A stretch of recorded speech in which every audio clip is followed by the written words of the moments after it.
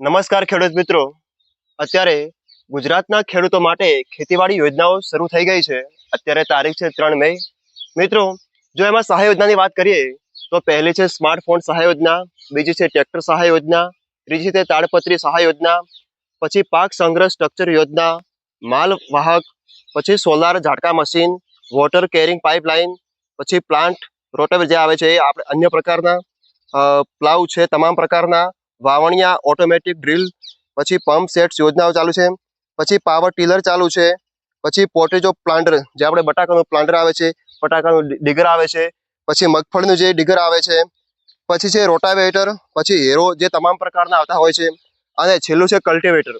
ખેડૂત મિત્રો, ડોક્યુમેન્ટની વાત કરીએ તો ડોક્યુમેન્ટમાં છે પહેલું આધાર કાર્ડ, પછી બેંક પાસબુક, ઉતારાના ખાતા નંબર, પછી છે મોબાઈલ નંબર અને ઈમેલ આઈડી.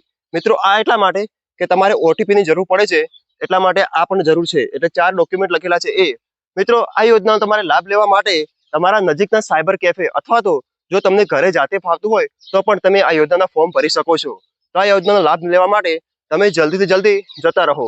અને મિત્રો, આ યોજના લગભગ હજુ મહિનો ચાલુ રહેવાની છે.